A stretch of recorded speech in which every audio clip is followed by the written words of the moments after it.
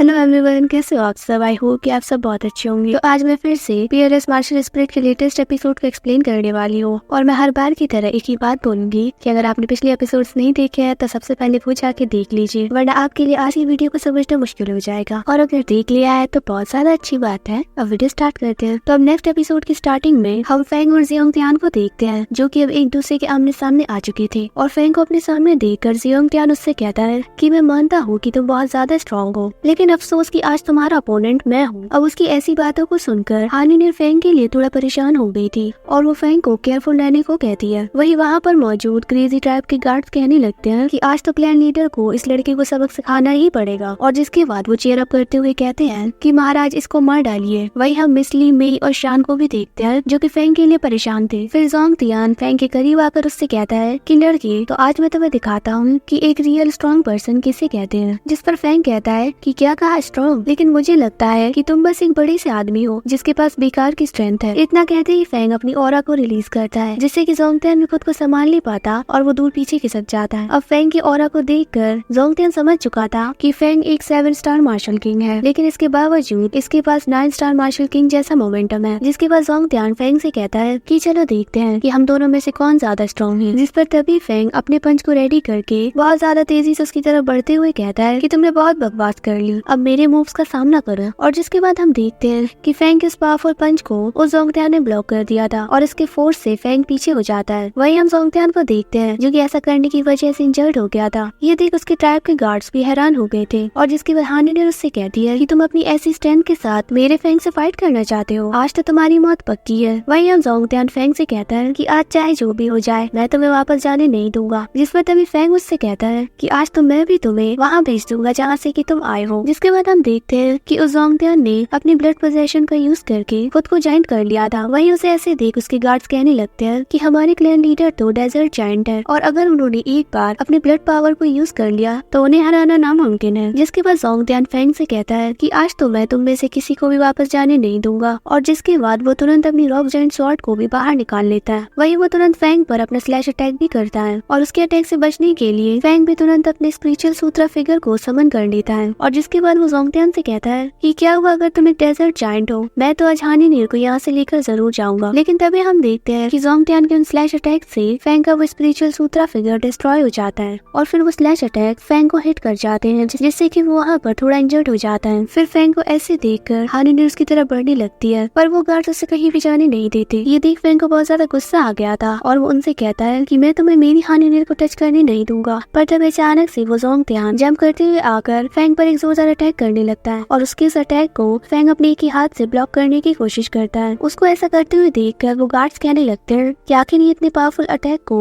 ऐसे अपने हाथों से रोकने की हिम्मत कैसे कर सकता है। वहीं पीछे हम हानिर को देखते हैं जिसके मुंह से ब्लड आना शुरू हो गया था। दूसरी तरफ हम फेंग को देखते हैं जिसकी बॉडी से ब्लू एनर्जी बाहर आ रही थी और ऐसा इसलिए होता है क्योंकि इस जोंग त्यान की ब्लड लाइन जो कि थंडर जायंट काम आए हैं वो फेंग की ब्लड लाइन से वीक है, इसीलिए जोंग त्यान का वो पावरफुल अटैक फेंग का कुछ भी बिगाड़ नहीं पाता। वही फेंग अपने मन में कहता है कि इसकी ब्लड लाइन मुझसे बहुत ज्यादा वीक है, तो मैं इसकी पावर्स को ब्रेक थ्रू करने के लिए यूज कर सकता हूँ। और फिर वो ऐसा ही करता है। और अब ये देखकर जोंग त्यान उससे कहता है कि बेवकूफ लड़की, ये तुम क्या कर रहे हो, मेरी पावर्स को एब्सॉर्ब करना बंद करो। फिर हम देखते हैं फेंग के ऐसा करने की वजह से वहाँ पर बहुत सारी एनर्जी रिलीज हो रही होती है और फिर थोड़ी देर बाद फेंग उसकी सारी पावर्स को एब्सॉर्ब कर लेता है, जिससे कि अब फेंग की 3rd ब्लड लाइन अपग्रेड हो चुकी थी। फिर फेंग अपनी पावर्स का यूज करके जोंग त्यान को हवा में उठा देता है। अब बिल्कुल पावर न होने की वजह से जोंग त्यान कुछ भी नहीं कर पाता। फिर वो फेंग के सामने गिड़गिड़ाते हुए कहता है कि प्लीज मुझे छोड़ दो, मैं अब से ऐसा कभी भी नहीं करूंगा। जिस पर तभी फेंग कहता है कि क्या कहा छोड़ दूं, आखिर इतनी आसानी से कैसे।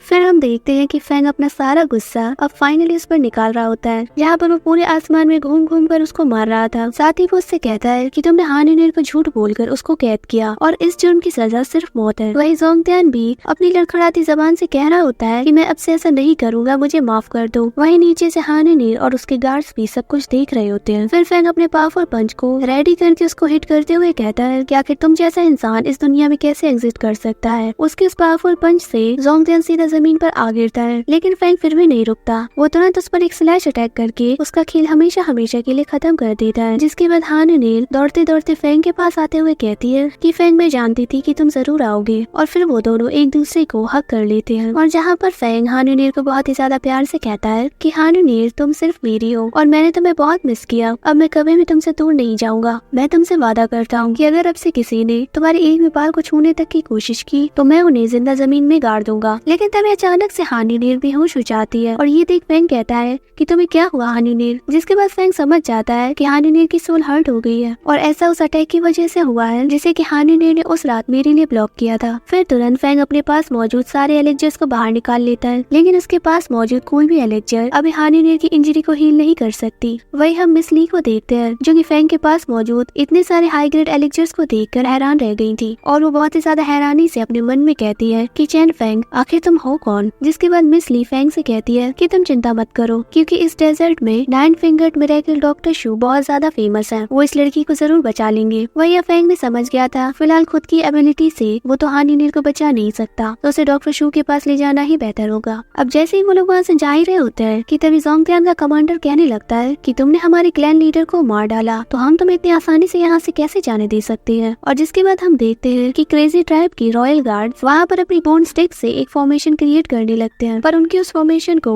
फैंग तो अपने ऑरा से ही डिस्ट्रॉय कर देता है। लेकिन इसके बावजूद वो नहीं रुकते, वो अपनी पावर्स को गैदर करके एंसेस्टर लाओजुओ को समन करने लगते हैं। वही उनका कमांडर हंसते हुए उनसे कहता है कि आज यहाँ से बचकर निकलने का तो सोचना भी मत क्योंकि अब तुम्हारा खात्मा करने के लिए डेजर्ट जायंट एंसेस्टर आ चुके हैं। जिसके बाद हम देखते हैं कि इस बार लाओजुओ अपने स्पिरिचुअल फॉर्म में नहीं बल्कि रियल बॉडी के साथ आए थे और जिससे कि उनका ऑरा और भी ज्यादा पावरफुल हो गया था। वही अब हम फैंग को देखते हैं जो कि हानिनीर को गोद में लेकर उस डेजर्ट जायंट एंसेस्टर लाओजुओ की पावर्स को फील कर रहा था। और फिर इसी सीन के साथ ही वाला एपिसोड यहीं पर एंड हो जाता है। तो अब हमें नेक्स्ट एपिसोड में देखने को मिलेगा कि आखिर फैंग इससे कैसे डील करता है। साथ ही उसे हानिनीर को जल्द से जल्द डॉक्टर शू के पास भी ले जाना होगा। होप करती हूँ कि आपको आज की वीडियो अच्छी लगी होगी, साथ ही मेरी एक्सप्लेनेशन भी। अगर हाँ तो वीडियो को लाइक और अगर चैनल पर नए हैं तो सब्सक्राइब जरूर से कर लेना। तो अब सोफिया आपसे मिलती है एक और नई वीडियो में। Bye bye.